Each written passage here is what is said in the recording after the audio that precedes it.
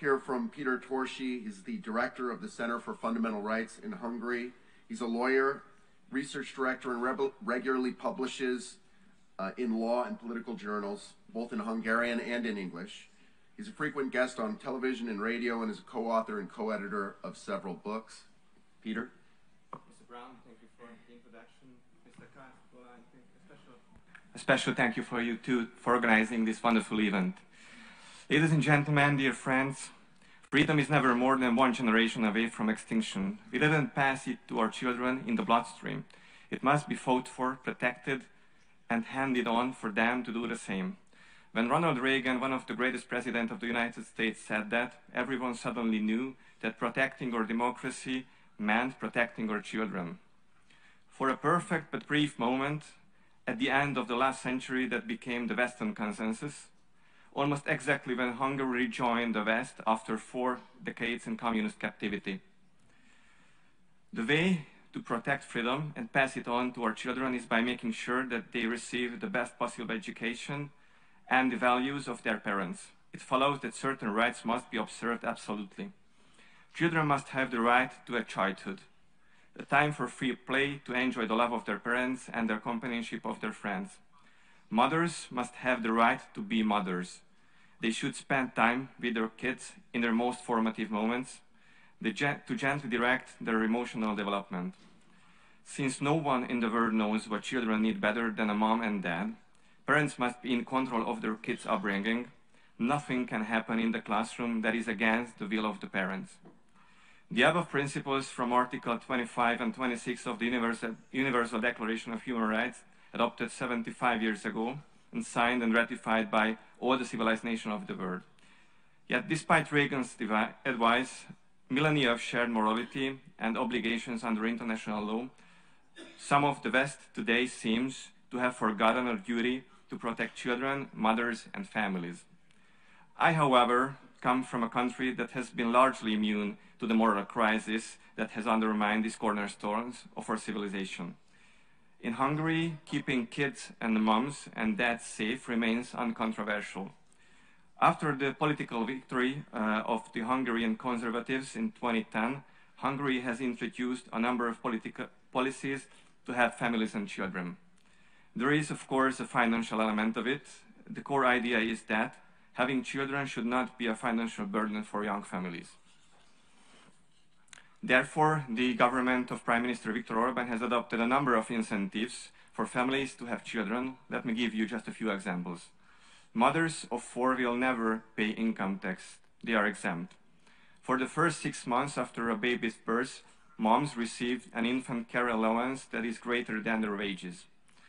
During the first 2 most formative years of babies, the mother does not have to return to work. Her financial needs are covered by a special childcare benefit package, and her job will be waiting for her.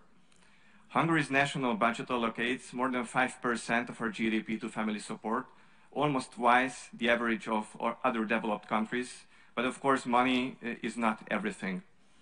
If we want to every desired child to be born, we must create a pro-family atmosphere in society. This includes increasing respect for parents. It also means legal protection for the institution of family, and Hungary's fundamental law is clear on certain core issues. Let me give you some of the quotations. Hungary shall protect the institution of marriage as the union of one man and one woman. The mother shall be a woman, the father shall be a man. Hungary shall protect the right of children to self-identity corresponding to their sex at birth. We didn't just talk about protecting children and families, we acted. The left liberals and their media ridiculed these amendments when they were passed, but if we look around us, this is no laughing matter.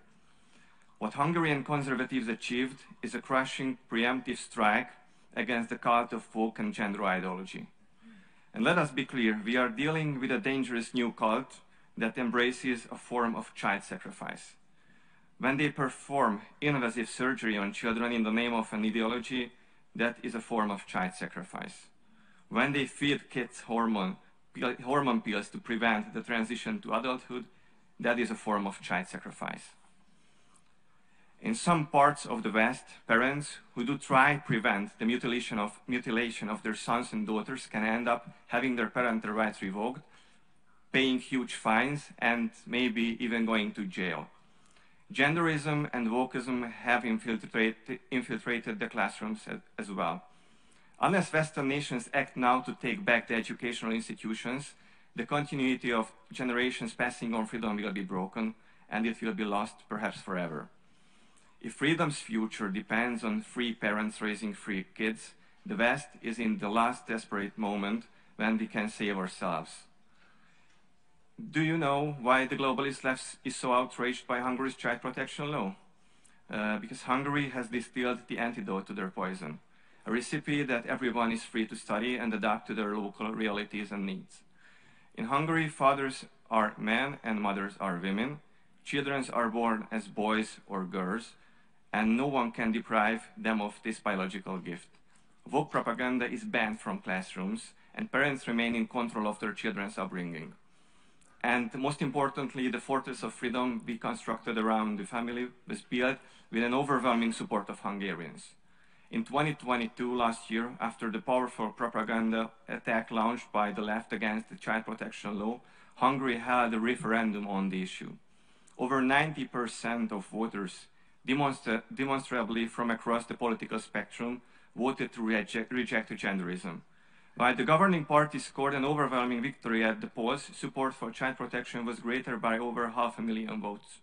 In fact, more Hungarians voted to protect children than for any other proposition since the transition to democracy. It is a clear and powerful message. Ladies and gentlemen, children are indeed our future. Where we stand for freedom and want to pass freedom on to our kids, the woke mob wants to confuse them and trap them in a dangerous cult.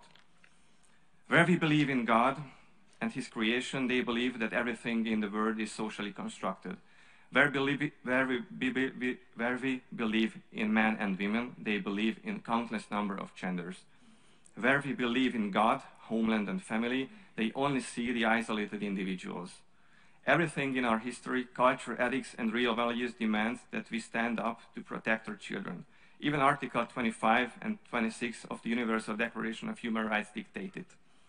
Let's join forces. Let's build together political strategies with which we can win all around the world to keep the darkness at bay. Thank you for your attention.